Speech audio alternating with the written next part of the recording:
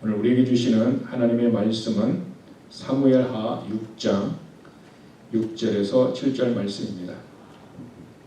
구약성경 사무엘하 6장 6절에서 7절 말씀, 우리 다 함께 합독할 때 하나님의 음성을 함께 듣겠습니다. 그들이 나본의 타작마당에 이르러서는 소들이 띠므로 웃사가 손을 들어 하나님의 궤를 붙들었더니 여호와 하나님이 웃사가 잘못함으로 말미암아 진노하사 그를 그곳에서 치시니 그가 거기 하나님의 궤 곁에서 죽으니라. 아멘. 거울은 세 가지 거울이 있는 것 같습니다. 백화점에서 주로 사용하는 거울은 사람이 옷을 입고 그 거울을 보면 날씬하게 보이게 하는 그 거울을 달아놓습니다. 그래서 사람들이 그 옷을 입고 굉장히 날씬하다라는 만족을 누리고, 사지만 집에 가서 입어보면 또 뚱뚱하게 보여서 실망을 느끼는 거울은 그런 거울이 하나 있고요. 또 어떤 거울은 좀 더 뚱뚱하게 보이는 거울이 있습니다. 이 거울을 제작을 할 때 거울 회사에서 그렇게 만듭니다.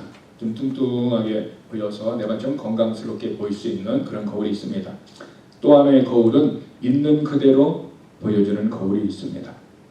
세상의 사람들은 우리로 말미암아 좀 더 괜찮다 이렇게 날씬한 거울과 같이 말하는 사람도 있고, 또 뚱뚱한 거울과 같이 너는 좀 뭔가가 가진 것 같고 뭔가가 있는 것 같다라고 세상은 우리에게 그렇게 얘기를 할 수가 있습니다. 그러나 하나님의 말씀은 그렇게 우리에게 말씀하시지 않습니다. 하나님의 말씀은 있는 그대로 보여주는 거울과 같이 우리 자신들을 하나님 말씀, 기록되어진 이 계시된 이 하나님의 말씀으로만 우리에게 보여주고 있습니다. 그러므로 우리는 말씀이 거울이기 때문에 이 거울의 말씀을 통해서 나를 보아야 합니다. 다른 사람의 말이나 세상의 어떤 소리를 듣고 나를 보면은 좀 괜찮은 것 같고 좀 좋은 것 같이 느낄 수 있지만 기분은 잠시 좋을 수 있으나 진정한 내 모습을 볼 수 없습니다. 그러나 하나님의 말씀은 내 모습을 그대로 이렇게 보일 수 있도록 합니다. 자, 오늘 본문은 웃사에 관한 얘기입니다. 저는 처음에 웃사에 관한 성경을 읽으면서 이해되지 않은 것들이 굉장히 많이 있었습니다. 오늘 7절에 보면은 여호와 하나님이 웃사가 잘못함으로 말미암아 진노하셨다 얘기하고 있습니다. 여러분, 우리가 하나님의 법궤를 옮긴다라고 가정을 해봅시다. 지금 다윗 왕은 기럇 여에림에서 어디로? 예루살렘으로 지금 하나님의 법궤를 옮기고 있습니다.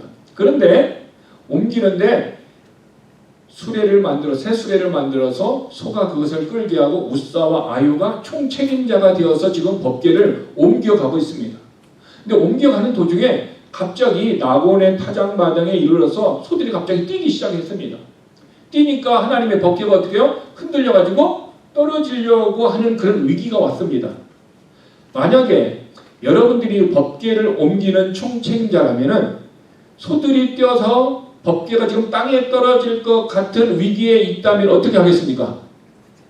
붙들죠. 당연히 붙들어서 떨어지지 않게 하는 것입니다. 아, 하나님의 법궤가 떨어지는구나 하고서 이렇게 구경을 하는 사람들은 별로 없을 것입니다.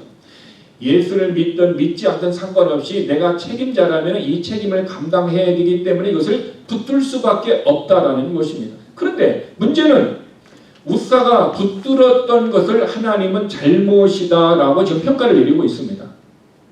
그리고 하나님이 그것 때문에 웃사가 붙들은 것 때문에 지금 하나님이 진노하셨다 얘기하고 있습니다. 진노하신 것으로 끝나는 것이 아니라 웃사를 궤 옆에서 죽였다라고 성경은 기록해 놓았습니다. 여러분, 웃사가 내가 옮기고 싶어서 이 총책임자가 된 것이 아닙니다. 다윗 왕이 웃사를 임명을 했어요. 임명을 해서 웃사로 하여금 그 일을 하게 한 것입니다. 그래서 웃사는 왕이 시켰기 때문에 왕의 명령을 가지고 지금 순종하며 가고 있는 거예요. 책임자이기 때문에 법궤가 넘어지려고 하는 것을 막는 것은 당연한 일입니다. 그런데 하나님은 웃사를 죽였어요. 왜 하나님이 웃사를 잘못했다고 얘기하시고, 그리고 웃사의 잘못은 도대체 무엇이고, 그것 때문에 하나님은 왜 진노했고, 진노한 하나님은 왜 웃사를 죽였느냐? 우리는 이 부분이 하나님의 의도, 하나님의 마음이 매우 궁금한 것입니다. 만약에 우사가 이렇게 얘기할 수도 있습니다. 하나님, 내 잘못이 아니라 소가 갑자기 뛰었기 때문에, 그러니까 나에게만 문제가 아니라 소가 문제가 될 수도 있습니다. 소가 왜 뛰어가지고 하필이면 내가 그것을 잡게 합니까? 더 나아가 하나님, 소 주인이 평소에 소를 잘 길들여 놓았으면은 어떤 상황이 있어서도 소들이 뛰지 않고 잘 갔을 텐데, 왜 하나님 소 주인이 그 소를 잘못 길들였는데 그 책임을 나에게 묻습니까? 라고 우사가 하나님 앞에 항변할 수도 있습니다. 근데 우사는 아무런 말도 할 수 없었고 죽었다라는 사실인 것입니다. 우리는 이 상황 속에서 우리의 신앙생활도 비슷한 일들이 일어납니다. 저와 여러분이 하나님의 일을 열심히 합니다. 우사와 같이 책임감을 가지고 열심히 합니다. 그런데 열심히 했음에도 불구하고 하나님이 어떻게 합니까? 너 잘못했어. 이렇게 말씀하신다면 그것 때문에 우리의 삶에 고난이 오고 내가 하나님 일을 한 것 때문에 하나님의 일 때문에 내 삶에 고통이 있다면 누가 하나님의 일을 할 수 있습니까? 모두가 다 하나님을 멈출 것입니다. 아무도 하지 않을 것입니다. 왜? 하나님의 일을 하는데 복이 와야 되고 은혜가 와야 되는데 복이 아니고 은혜가 아니고 지금 하나님의 진노가 지금 우사에게 찾아왔듯이 우리들에게도 찾아온다면 우리는 하나님의 일을 하는 일에 많은 사람들이 멈추어 설 것입니다. 도대체 하나님의 마음은 어디에 있습니까? 우리는 그 마음을 알면은 우사를 오해했던 것을 우리는 그 오해를 풀 수 있다는 것입니다. 우사는 누구인가? 저는 우사는 하나님의 말씀을 모르고 충성한 사람이다 라고 생각합니다. 하나님의 말씀을 모르고 충성했다. 지금 우사가 한 것은 아주 잘한 것입니다. 책임감 있게 한 것입니다. 그런데 하나님의 말씀을 모르고 그 일을 했다라는 것입니다. 하나님의 말씀을 몰랐다는 의미가 무엇입니까? 라고 우리는 생각할 수 있습니다.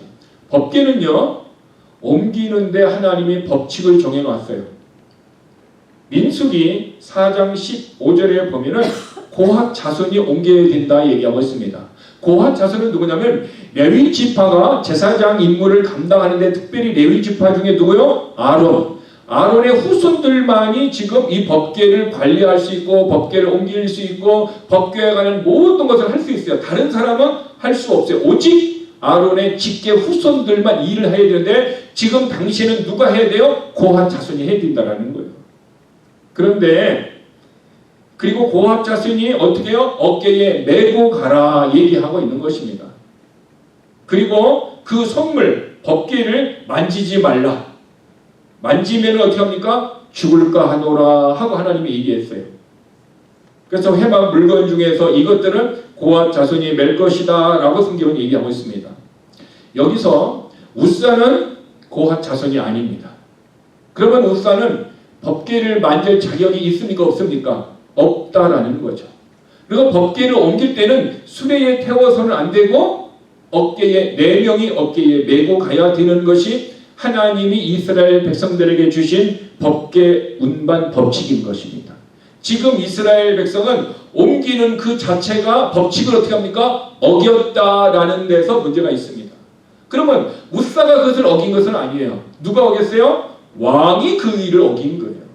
왕이 하나님의 말씀을 따라서 고압 자손이 맬 수 있도록 하게 하고 움직이게 할 수 있도록 해야 되는데 다윗 왕은 그렇게 하지 않았습니다. 다윗 왕은 어떻게 했어요? 새수레를 만들었어요. 그리고 왜 우사를 시켰는가라고 생각해 보면은 우사의 집에 20년 동안 법궤가 있었어요. 그래서 우사가 어떻게 해요? 그의 형제와 자기 아버지와 함께 20년간 법궤를 관리하는 일을 했어요. 아마 다윗은 우사가 그 일을 옮기는 그 일의 책임자로 임명했던 것은 그 일을 20년 동안 관리했기 때문에 옮길 수 있도록 허락하신 것 같습니다. 그런데 우사는 하나님의 말씀을 몰랐다라는 거예요. 이 법궤 운반 수칙을 몰랐다라는 것입니다. 만약에 우사가 이 하나님의 법궤를 옮기는 법칙을 알았더라면 어떻게 해야 됩니까?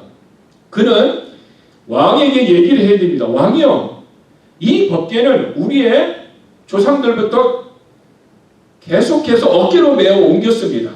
한 번도 수레로 옮긴 적이 없습니다. 그런데 왜 어깨로 옮기라고 얘기합니까? 그리고 나는 이 법궤를 옮길 아론의 후손이 아닙니다라고 정확하게 얘기했어야 되는 것입니다. 근데 우사는 어떻게 해요? 하나님의 말씀을 몰랐기 때문에 그것을 말할 수가 없었어요. 만약에 우사가 알고 있었더라면은 그는 어떻게 해야 됩니까? 처음부터 그것을 해서는 안 되는 것입니다. 이것은 내가 해서는 안 됩니다라고 정확하게 왕에게 말을 했어야만 합니다. 근데 우사는 몰랐기 때문에 못했어요. 만약에 알았더라면은 우사가 알고 있음에도 불구하고 했다면 우리는 이렇게 생각해 볼 수 있습니다. 아, 내가 20년 동안 법궤를 관리한 공로를 왕이 나에게 인정해 주는구나. 그래서 이 일을 옮길 수 있도록 나를 책임져 주었구나. 이 일을 하면 내 평생에 내가 가문의 영광이 되고 이것을 옮길 때 지금 3만 명이 어떻게 합니까? 준비하고 나팔을 불고 있었기 때문에 많은 사람들 중에 내가 좀 더 유명한 사람, 스타가 될 수 있겠구나라는 그런 생각을 우사가 가졌더라면은 우사는 잘못된 생각인 것입니다. 그러므로 저와 여러분도 하나님의 앞에서 우리가 신앙생활 할 때는 하나님의 말씀대로 신앙생활을 해야 되는 것입니다. 하나님의 말씀을 내 생각이 넘어서서 내 생각대로 사람이 추천하고 사람이 원하기 때문에 한다면은 우리는 우사와 같이 하나님의 일을 하고도 고난을 당할 수 있다라는 것을 우사를 통해서 이 시대를 사는 우리들에게 하나님은 가르쳐주고 있는 것입니다. 그러므로 하나님의 말씀을 더하거나 빼지 말라 얘기하고 있는 것입니다. 그럼에도 불구하고 우리들은 하나님의 말씀에 내 생각을 좀 더하고 하나님의 말씀에 내 생각을 좀 빼서 내 주관적으로 그 일을 하게 되면은 우리는 아담과 하와와 같이 좋은 에덴 동산을 그들은 어떻게 합니까? 하나님 앞에서 빼앗겨 버리고 말았습니다.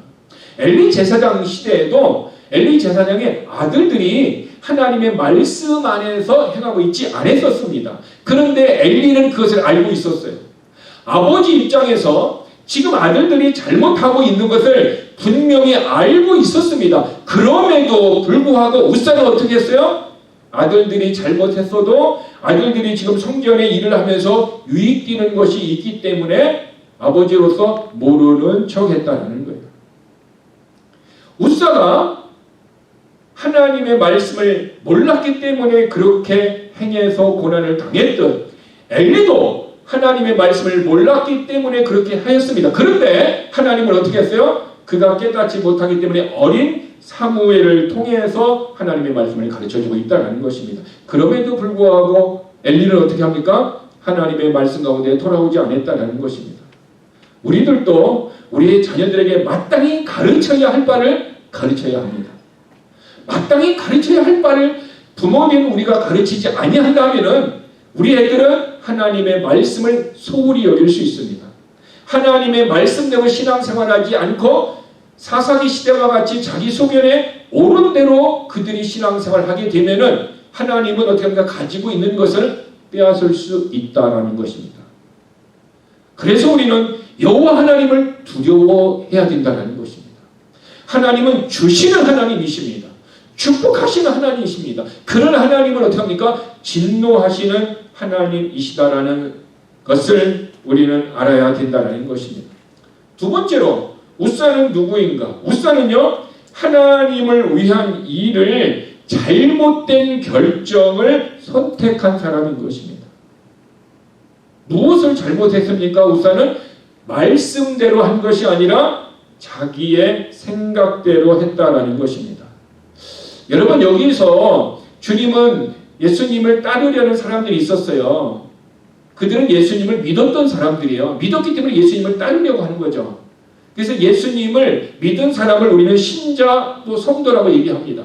그러나 예수님을 따르고 믿음으로 살아가는 사람들을 우리는 제자라고 하는 것입니다.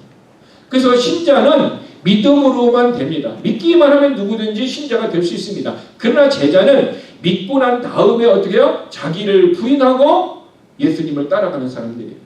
그래서 주님은 수백 명이 예수님을 따라오고 있을 때 예수님은 그들에게 얘기합니다. 아무든지 나를 따라오려거든 자기를 부인하고 자기 십자가를 지고 나를 따르라 얘기하고 있는 것입니다. 바로 우사는 하나님의 말씀을 몰랐기 때문에 자기 생각을 했다는 것입니다. 그러면 어떻게 되는 것입니까? 우리가 하나님의 말씀을 모르고 죄를 지을 수 있어요. 그렇죠? 또 알고도 죄를 지을 수 있습니다. 그러면 내가 하나님의 말씀을 모르고 죄를 지었기 때문에 하나님은 그것을 그냥 없는 것을 여기해 주실까요? 아니다라는 거죠. 모르고 죄를 지었던, 알고 죄를 지었던, 어긴 것은 불법은 불이고 하나님이 어긴 것은 잘못이다라고 성경은 우리에게 얘기하는 것입니다. 그래서 우사는 하나님 앞에서 나는 억울합니다 이렇게 얘기할 수가 없는 거예요. 그러므로 우리들이 신앙생활을 바르게 하기 위해서는 우리가 헌신하고 봉사하고 믿음으로 행하는 것은 참으로 중요합니다. 그러나 더 중요한 것은 그것이 하나님의 말씀이 나를 권면해서 말씀을 따라 한 것이냐 아니면은 내 중심적으로 내 마음대로 한 것이냐에 따라서 결과가 달라진다는 거예요. 시작과 중간은 괜찮을 수 있습니다. 그런데 결과가 달라진다는 사실을 우리는 알아야 합니다. 저와 여러분이 우사와 같이 아무리 20년 동안 우리가 법궤를 관리하고 하나님의 일을 했다 할지라도 그 공로가 있다 할지라도 그 공로 때문에 내가 지금 잘못한 것을 하나님은 눈 감아 주시지 않는다는 것입니다. 공로는 공로로서 하나님이 우리에게 보상을 주십니다. 그러나 잘못된 것은 잘못된 것으로 하나님은 우리를 책망하고 계시다라는 것입니다.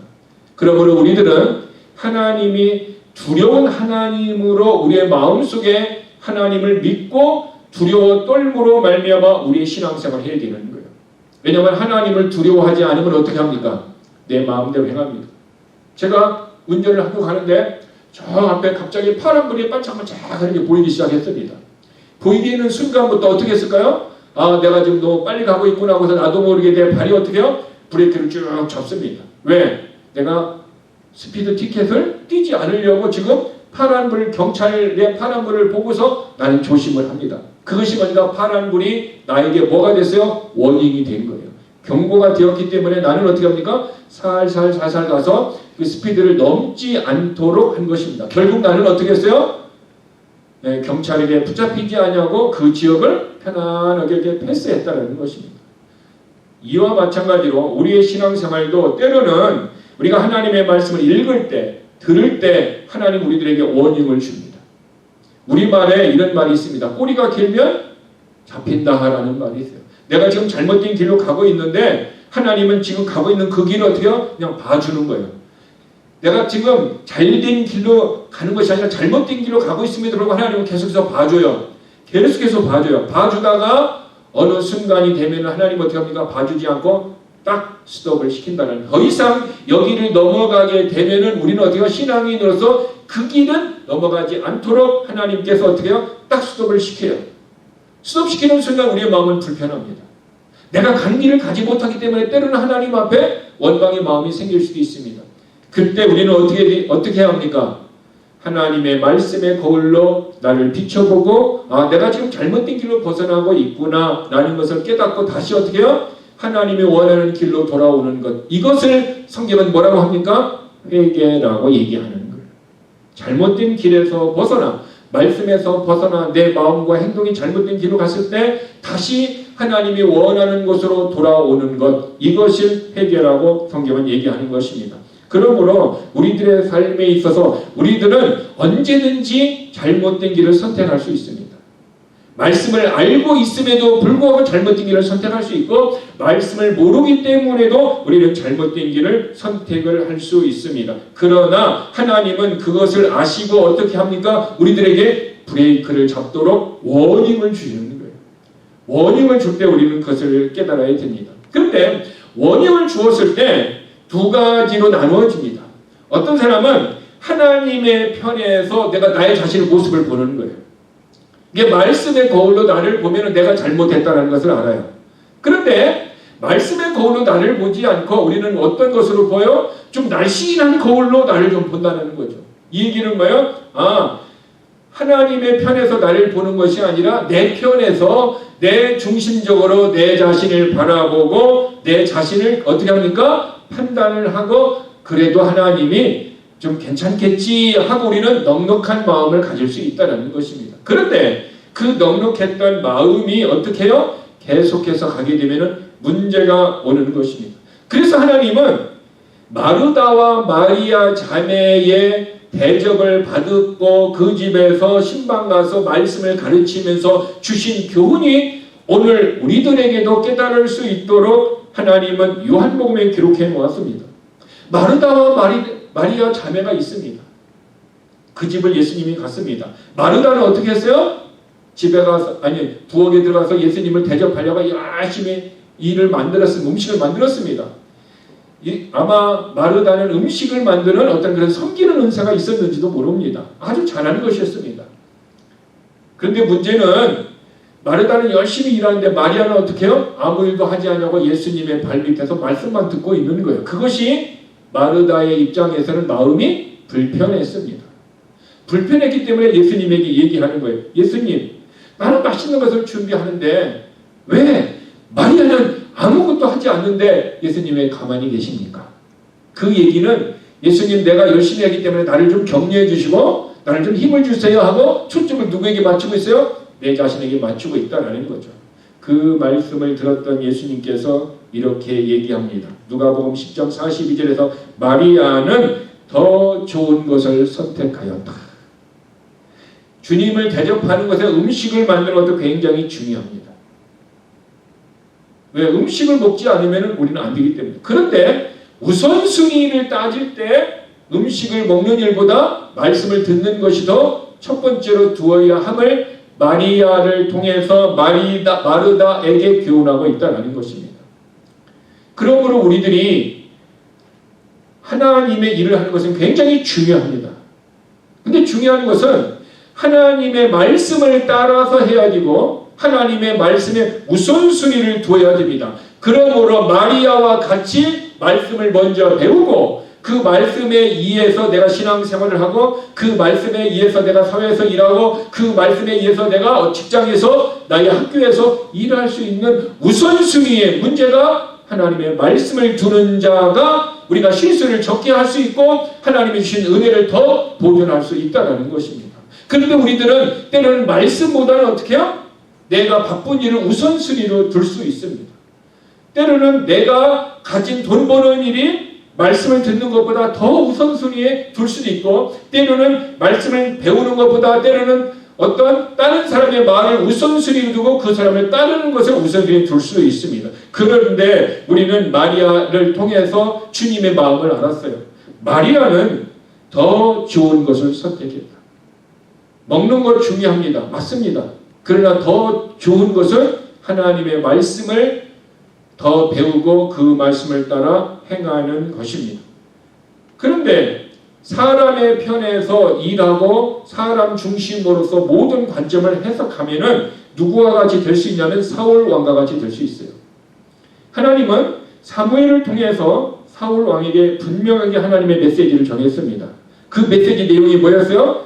내가 하나님이 나와서 싸우겠다. 그래서 이기게 하겠다. 그런데 조건이 있어요. 뭐냐면 모든 사람을 다 죽여야 된다는 거죠. 그리고 짐승들도 싹 죽여야 된다는 거죠. 그리고 아무것도 가져오지 말라는 것입니다. 당시에는 전쟁을 하면 어떻게 해요? 전리품으로 다 사람을 데리고 와서 노예로 삼고 그들의 물건을 어떻게 합니까? 빼앗는 것입니다. 로마가 세계를 정복했을 때 그렇게 부유하게 된 이유 중에 하나가 뭐냐면 정복을 하고 나면은 정복된 나라에서 어떻게 해요? 조공을 받아요. 음식이든 식량이든 어떤 것이든 다 가지고 오면 로마로 다 들어오는 거예요. 그러니까 로마는 어떻게 해요? 일하지 않아도 다른 나라에서 다 가져오는 것 때문에 그들이 어떻게 해요? 먹고 살고 즐기고 하는데 어떻게 해요? 충분한 것이 됐어요. 그래서 로마 시대에 얼만큼 탐욕이 있었냐면은 그들은 여러분 영화에 보시면 알겠지만은 금 대야를 어떤 왕족이 있다면 금 대야를 들고 다니는 이렇게 계속 쫓아다니는 거예요. 금 대야를 가지고 그 왕족한테 또 그 많은 사람들한테 왜 쫓아다닐까요? 그 사람이 먹고 싶은 거 다 이렇게 먹어요. 먹고 난 다음에 뭐해요? 네, 더 먹어야 되니까 금으로 된 대야한테 토하는 거예요. 토하고 나서 또 이제 또 먹는 거죠. 그리고 또 토하는 거예요. 이만큼 로마가 풍성했으며 그렇게 사람들이 탐욕이 있었던 것은 그들이 전쟁을 통해서 싸워서 전리품으로 빼앗은 것들이 계속해서 오고 있기 때문에 그렇게 된 것입니다. 근데 사울도 전쟁에 나가서 쉽게 이겼잖아요. 쉽게 이겨서 사울도 마음에 고민이 있을 거예요. 내가 하나님의 말씀대로 해야 되나 아니면은 그래도 전쟁에서 이겼는데 가져와야 되나 라고 고민을 했을 것입니다. 그때 성경에 보니까 백성들이 사울에게 이런 얘기를 합니다. 왕이여, 우리들도 먹고 살아야 되지 않습니까? 그러니까 좋은 양과 염소와 소 이것들은 가져올 수 있도록 허락해 주십시오 라고 백성들이 사울왕에게 요구했습니다. 여러분이 사울왕이라면 어떻게 할 것 같아요? 하나님의 말씀은 죽이라고 그랬어요. 근데 백성들이 사람들이 지금 가져와서 자기가 취할 수 있도록 그리고 자기 집에 가져갈 수 있도록 요구하고 있어요. 어떻게 할 것 같아요? 인간적인 마음은 주고 싶은 거죠. 또 하나님의 마음은 어떻게 해요? 인간의 마음을 싹 없애고 가져가면 안 돼! 라고 정확하게 NO! 라고 해야 되는데 사울은 마음이 약했던지 몰라도 백성들의 요구대로 예스 하고 원하는 대로 가져가라 이렇게 얘기하고 다 죽이라고 했던 사람들 다 죽이지 않고 아말렉의 왕도 아각도 살려주었습니다. 이것을 하나님은 알고 계셨어요. 여러분, 우리의 삶이요 바로 이렇게 사울 왕과 같이 하나님의 말씀대로 할 건가 아니면은 다른 사람의 말을 듣고 그 사람의 유익이 되도록 내가 결정할 건가라는 결정권자의 모습에 있을 때가 있습니다. 때로는 가정에서도 그런 결정을 해야 되고 때로는 직장에서도 그런 결정을 해야 되고 때로는 교회에서도 그런 결정을 해야 될 때가 있습니다. 그때 우리는 어떻게 해야 될까요? 사람을 기쁘게 하려고 사울 왕과 같이 예스하는 순간 하나님의 말씀에 우리는 불의와 불법 가운데 놓였다라면은 백성들에게는 그것을 묻지 않습니다. 가져온 백성들에게는 묻지 않습니다. 누구에게 물었어요? 사울 왕에게만 물어요. 그것을 결정권자에게 묻고 그날 하나님은 사무엘을 통해서 사울 왕을 버렸다 얘기합니다. 그리고 너의 왕권을 누구에게? 다윗 왕권에게 축복의 촛대가 사울 가문에서 다윗 가문으로 옮겨졌다라고 사무엘은 사울 왕에게 얘기합니다. 이것이 하나님의 마음입니다. 그런데 우리들은 어떻게 하고 싶어요? 너도 좋고 나도 좋고 누이 좋고 매부 좋고 뭐 또랑치고 가재 잡고 이런 것을 우리는 하고 싶단 말이에요. 근데 하나님은 그것을 원치 않는다라면은 우리는 갈등할 때에 사울 왕과 같이 때로는 그 우사와 같이 몰라서 결정을 못했다라면 몰라도 우리는 사울 왕과 같이 하나님의 말씀을 알고 있다면은 우리는 내가 지금 손해가지고 지금 사람들이 나에게 핍박이 온다 할지라도 지금 당장 우리의 공동체가 어려움을 당한다 할지라도 말씀대로 순종할 때에 하나님이 우리의 인생과 우리의 가문과 우리의 교회를 축복하여 주실 줄 믿습니다. 이것이 하나님의 법이고 이것이 하나님의 말씀이다라는 거예요. 그래서 하나님은 사무엘을 통해서 사울에게 이런 유명한 말을 남겼습니다. 하나님의 말씀에 순종하는 것이 네가 불의한 재물을 가지고 와 하나님 앞에 예물을 드리고 제사하는 것보다 더 좋아한다. 여러분, 이렇게 하나님은 하나님의 말씀에 순종하는 것을 좋아합니다. 우리의 신앙생활에 저도 그렇습니다. 저도 갈등이 올 때가 있어요. 우리들은 살아가면서 계속해서 이런 갈등들이 올 것입니다. 그때마다 우리는 누구를 생각해야 될까요? 우사를 기억해야 됩니다. 그리고 어떻게 해요? 우리는 사울왕을 기억해야 됩니다. 그리고 손해가 돼도 어려움이 돼도 말씀을 선택하면은 하나님께서 지금보다도 내가 얻지 못했던 것보다도 더 많은 것을 갑절로 우리들에게 채워주실 줄 믿습니다. 그러나 사울왕도 엘리 제사장도 아담도 하와도 또 많은 사람들이 하나님 앞에서 잘못된 선택을 함으로 말미암아 잘못된 것을 얻었다라는 것이 하나님은 그때만 그렇게 일하는 것이 아니고 지금도 일하고 있다라는 것을 우리는 알아야 합니다. 우리가 다시 우사로 들어와서 우사가 책임자로서 우사가 하나님의 말씀을 모르고 충성하고 모르고 헌신해서 그는 어떻게 합니까? 죽어 말았습니다. 근데 저는 이런 생각이 들었습니다. 하나님, 다윗이 처음부터 하나님의 말씀을 알고 모를 리가 없어요. 다윗은. 왜? 그동안에 그는 그 일들을 계속해서 보고 있고 알았고 계속해서 들었다라는 거예요. 그럼에도 불구하고 다윗이 잘못해서 그 모든 것을 했는데 왜 우사에게만 책임을 집니까? 왜 우사에게만 그 일을 아프게 합니까? 다윗은 아무 고통도 당하지 않았습니다. 가만히 보면 하나님은 최종적으로 하나님의 말씀에 불순종한 그 사람에게 책임을 묻고 있다는 거죠. 그러므로 저와 여러분이 어떤 일을 행할 때에 우리는 나쁜 일에 촉대를 매지 마시기 바랍니다. 나쁜 일에 앞서서 일하지 마시기 바랍니다. 그리고 항상 우리는 어떤 일에 앞서요? 좋은 일에, 믿음의 일에, 하나님의 일에, 축복하는 그 일에 앞서는 자가 되시기를 바랍니다. 지금 미국은 혼란스럽습니다. 자동차 업계에서도 지금 히토류가 어떻게 합니까? 수입이 안 되니까 자동차 값을 올려주게 하며 어제 뉴스를 보니까 비공식적으로 자동차 회사의 전부가 백악관에게 어떻게 해요? 이렇게 가면 문제가 있습니다라고 서신을 보냈다고 합니다. 그리고 어떤 이메일을 SNS를 점검해서 비자를 주느냐 안 주느냐 하면서 지금 미국은 혼란 가운데 학생과 정권 가운데 지금 위기에 있음을 우리는 압니다. 그러면서 정부는 이렇게 얘기합니다. 앞서서 다른 사람을 선동하고 그 일에 나쁜 일을 행한 사람을 어떻게 하냐면은 비자를 주지 않겠다. 비자를 쫓아내겠다. 이렇게 공포의 정책을 행하고 있습니다. 여러분, 우리가 여기서 대통령이 잘했다, 잘못했다 우리는 논하는 것이 아닙니다. 중요한 것은 희생양으로 지금 누가 쓰임을 받고 있어요?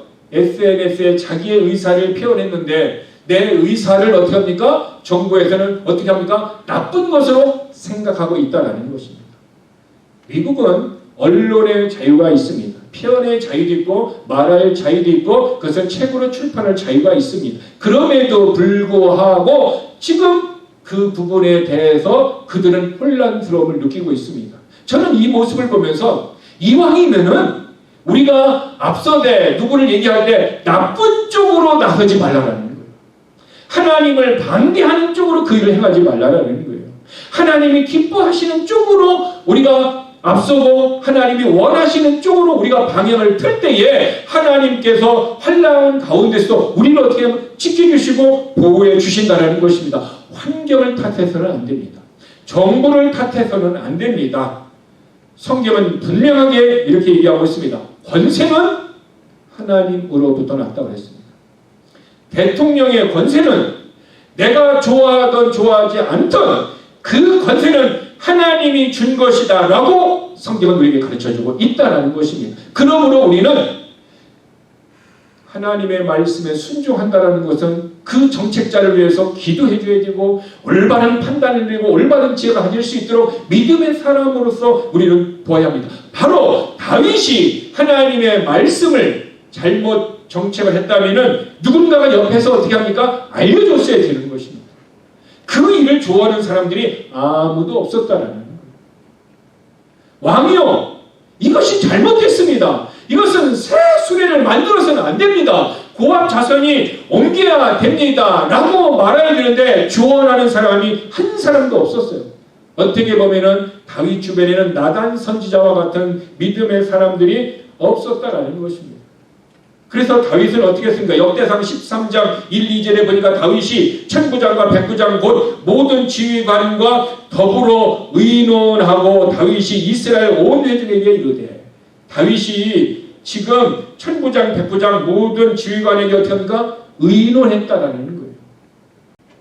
여러분, 여기서 우리가 생각할 것은요, 다윗이 먼저 누구에게 의논해야 됩니까? 하나님 앞에 여쭈어 봐야 되는 것입니다. 다윗은 이 일을 통해서 자기가 잘못한 것을 깨닫고요, 그 이후에 항상 하나님께 여쭈어 보았습니다. 사무엘하 5장 19절에 보면은 다윗이 여호와께 여쭈어 이르되, 물어보았어요. 무엇을 물어보았습니까? 내가 블레셋 사람에게로 올라가리까 여호와께서 그들을 내 손에 넘기시겠나이까 하니 여호와께서 다윗에게 말씀하시되 올라가라. 지금 전쟁을 하기 전에 하나님 전쟁을 할까요 말까요 이렇게 물어보는 거예요. 그랬더니 하나님이 전쟁을 하라 해서 다윗이 갑니다. 다윗은 한 번 이렇게 실수하고 난 다음에 그 이후로는 어떻게 해요? 계속해서 하나님 앞에 여쭈어 보고 있다라는 거예요. 우리도 다윗과 같이 이렇게 실수가 있었을 겁니다. 신앙생활에서. 그것 때문에 우리도 내가 실수했는데 우리의 자녀들이 고통당하고 내가 실수하고 잘못 결정하기 때문에 우리의 공동체가 어려움을 당하실 수도 있을 것입니다. 그런데 다윗은 그 이후로 어떻게 해요? 항상 하나님 앞에 여쭈어보았다는 거예요. 그래서 그는 어떻게 합니까? 다시 그 법궤를 가져올 때는 어떻게 해요? 고압 자손이 어깨에 메고 갖고 왔고 전혀 문제가 없었다라는 것입니다. 오늘 우리의 신앙에 있어서 아주 작은 것이든 큰 것이든 우리는 하나님 앞에 어떤 일을 결정할 때에 여쭈어보는 신앙을 가졌으면 좋겠습니다. 하나님, 오늘 교회에 갑자기 칙 하는 소리가 났습니다. 저는 칙 하는 소리가 나가지고 권사님이 이제 손을 닦느냐고 이제 수도꼭지에 틀어놓은 줄 알았어요. 칙 하고 소리. 근데 이 칙 하는 소리가 끊지 않고 계속 나오는 거예요. 그러니까 권사님이 갑자기 화장실에 가서 일을 보고 나서 막 칙 하고 나니까 걱정되는 거예요. 그래서 가서 보니까 물이 흥건하게 바닥에 있어요. 한국에 같으면 물이 나오면 한국 시스템 어떻게 해요? 구멍이 있어 하수구로 빠지는데 여기는 하수구가 없더라고요. 보니까. 그러니까 물이 점점 쌓이기 시작하는 거예요. 그래서 이렇게 보았더니 우리 화장실 이제 벽에서 나오는 수도꼭지가 우리 이제 톨레이스에 어떻게 합니까? 물에 쌓는 곳이 있잖아요. 그 물통에 들어가는 것이 이게 아마 시간이 오래돼서 빠졌던 것 같아요. 그래서 그것을 발견했어요. 그래서 아무리 그러면은 잠그면은 되는데 안 잠겨지는 거예요. 이게 하도 오래돼가지고. 그래서 뭐냐면 거기는 호스를 제가 이렇게 거꾸로 이렇게 딱 180대가 꽉 잡았어요. 그랬더니 물이 나오는 것이 멈췄어요. 갑자기 칙 하고 나오니까 우리가 놀라는 거예요. 그러니까 이 일은 뭐야? 예상치 못한 일들이 우리의 때에 원하는 때가 아니라 갑자기 탁 하고 터져버릴 수 있다는 거죠. 권사님이 얘기했듯이 만약에 우리가 이것을 또 교회를 예배 마치고 그것이 나왔더라면 큰일 날 뻔했잖아요. 근데 터져도 돼요? 예배 중간에 또 터졌으면 또 큰일 날 뻔했잖아요. 근데 예배 전에 딱 터져가지고 얼마나 감사한지 하나님한테. 네. 그래서 제가 좀 물을 좀 적긴 했지만 그래도 예배 전에 터진 것이 너무 감사했어요. 여러분, 물 터진 것이 불편한 것이 있었지만 그래도 예배 드리고 교회에 전혀 해가 되지 않도록 터지는 때가 딱 하나님 해줬으니 얼마나 감사합니까? 그래서 오늘 저와 여러분들은 우리의 삶에 있어서 이런 어려움과 실수가 있으면 항상 어떻게 해요? 유비무환이라고 조금씩 준비하는 것이 필요한 것 같습니다. 그래서 저도 때로는 하나님 앞에 여쭈어봐요. 여쭈어보는데 문제는 여쭈어보는데 답이 와요, 안 와요? 안 오니까 답답한 거예요. 그러면 어떻게 해야 될까요? 내가 여쭈어봤는데 지금 막 사정은 급해. 근데 답이 없어요. 어떻게 해야 돼요? 대개 보면은 여쭈어봐도 답이 안 오면 어떻게 합니까? 하나님의 답을 듣지 않고 내 마음대로 내 결정을 할 때가 우리는 종종 있어요. 왜? 그 일이 급하고 때로는 위험한 일이기 때문에. 그런데 중요한 일은 어떻게 합니까? 중요한 일은 하나님의 답이 올 때까지 멈추고 기다리는 것이 중요해요. 환난은 인내를, 인내는 연단을, 연단은 소망을. 내가 환난이 왔을 때 인내하고 기다리면 이것이 나를 어떻게 해요? 연단, 나를 정결한 사람으로, 믿음의 사람으로 만들어주시고 우리의 소망으로 하나님이 갚아주신다는 것입니다. 그래서 다윗도 하나님의 말씀을 처음에는 여쭈어보지 않아서 실패했지만 그 이후로는 계속해서 어떻게 합니까? 그는 하나님 앞에 묻고 있었다는 것입니다. 오늘 우리 교회도, 오늘 우리들의 삶도 때로는 우리 교회가 제가 한 주간 동안 너무 힘들었어요. 하나님 앞에 계속 묻고 있어요. 하나님, 우리는 너무 외롭습니다. 하나님, 우리 교회가 더 하나님 앞에 능력 있는 찬양을 하고 싶고 더 능력 있는 교회로 성장하고 싶은데 하나님이 일꾼을 도대 보내주시고 그래서 너무 외롭습니다. 하나님 힘주세요. 정말 너무 힘들 정도로 제가 한 주간을 보냈습니다. 그렇잖아요. 제가 위궤양이 있는데 이 위궤양이 막 더 스트레스 때문에 막 심해져가지고 막 속도 쓰리고 이런 일들이 한 주간 동안 제가 보내고 있었습니다. 아무에게도 얘기 안 했습니다. 그냥 하나님 앞에만 기도. 그러면서 다음에 설교할 이때에 대해서 묵상을 했습니다. 여러분 집에 가서 이때가 사람이 있는지 없는지 한번 성경을 읽어보세요. 이때를 묵상을 했어요. 정말 이때를 묵상을 했습니다. 오늘 아침에도 이때에 대해서 다음 주 설교를 준비를 하면서 묵상을 했습니다. 그 중에 그러면서 하나님의 말씀이 저를 위로해 주셨습니다. 다윗이 힘들고 어렵고 위기에 있을 때 하나님은 이때를 보내주셨어요. 근데 이때 혼자 보내준 것이 아니라 600 사람 600명 이때와 601명을 다윗에게 보내주셨어요. 다윗이 가장 인생에서 힘들고 위기에 처해 있었을 때, 그래서 저는 그 하나님 다윗의 위로를 위하여 이때와 600명을 보내주셨듯이 하나님 우리 교회 교인이 너무 힘들고 어렵습니다. 지금 우리는 힘든 기간을 인내하면서 하나님의 위로를 기다리고 있습니다. 이때를 보내주신 하나님, 오늘 이때와 같은 사람을 우리에게 보내주셔서 우리가 세임을 얻고 다시 일어나서 우리의 남은 인생을 주님을 찬양하며 우리의 자녀들과 함께 이 지역사회에 복음을 증거하며 우리가 마음껏 하나님을 찬양하며 마음껏 헌신하며 마음껏 하나님 앞에 예배하시도록 하나님 긍휼히 여겨주세요. 하나님 긍휼히 여겨주세요. 이렇게 기도했습니다. 우리만 한 주간 동안 우리가 더 이 다윗과 같은 어떤 지금 위기에 있고 어떤 어려움에 있을 때 하나님 앞에 더 기도함으로 말미암아 하나님의 은혜와 축복을 우리 모두가 경험하고 누릴 수 있도록 오늘도 기도하여 응답의 교회요 응답의 성도가 되기를 주님의 이름으로 축복합니다. 기도하겠습니다. 하나님, 신앙생활은 자기 중심으로 했을 때에 다윗의 잘못된 중심적인 정책으로 말미암아 웃사가 고통을 당하였습니다. 왕이, 리더가, 가정에서 리더가, 직장에서 리더가, 교회에서 리더들이 잘못된 결정을 하면은 다른 지체들이 고난을 당할 수 있다는 것을 우리는 압니다. 하나님, 이제 우리의 삶이 하나님 앞에 여쭈어보고 그리고 그 응답을 받고 우리의 인생이 펼쳐지기를 원합니다. 우리가 여쭙고 기도할 때 하나님 응답 주시고 또 우리 교회가 다시 일어나서 하나님을 바라보며 나갈 수 있도록 하나님 우리에게 힘을 주옵소서. 하나님 우리에게 쓰임을 주옵소서. 그리고 다시 믿음으로 주님을 바라볼 수 있도록 하나님 우리에게 소망을 주시고 용기를 주시고 위로를 도와여 주옵소서. 우리 이 시간 하나님 앞에 하나님 도와달라. 하나님 역사해달라. 그리고 내 중심적인 신앙을 버리도록 도와주시고 하나님 말씀 중심으로 헌신하며 살 수 있도록 도와달라고 합심으로 잠시 기도하겠습니다. 아버지 하나님, 하나님의 법궤를 옮기는 데는 법칙이 있었습니다.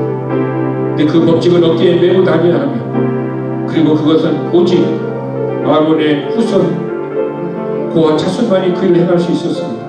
그런데 다윗은 웃사는 그것을 잊어버렸고 그것을 무시하였습니다.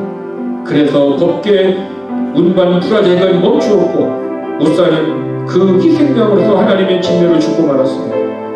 하나님, 우리의 과거의 삶의 호흡, 어깨를 메고 가야 할 우리의 신앙생활이 편하게 하려고 수레에 메고 가려고 하다가 우리가 어려움을 당하고 힘든 과거이 있었다면 하나님 회복시켜 주시옵소서.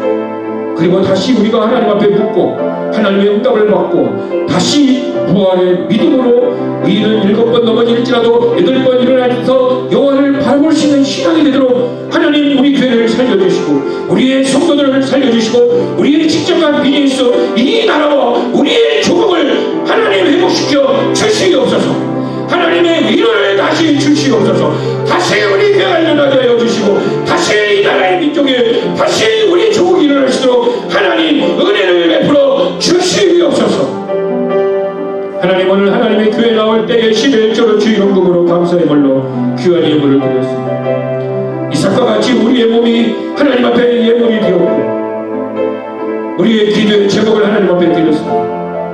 하나님 받아주시옵소서. 그리고 응답하여 주시옵소서. 땅에 살지만 하늘의 음성을 듣고 하늘의 음성으로 사는 자 되게 하여 주시옵소서. 우리의 가는 걸음 결정 하나하나가 내 생각이 아니라 하나님 앞에 여쭙고 하나님의 말씀을 따라 살아갈 수 있도록 우리에게 하나님의 말씀을 듣는 지혜와 결단과 능력을 주시옵소서. 우사와 같은 모습으로 살았던 우리의 연약한 모습을 다시 하나님 강건케 하여 주셔서 이제는 마리아와 같이 더 좋은 것 하나님의 말씀을 따라 살아갈 수 있는 우리 모든 성도가 되어 축복의 교회가 세워지고 가정이 세워지고 우리의 직장이 세워지고 우리의 비즈니스가 세워지도록 하나님 축복하여 주시옵소서.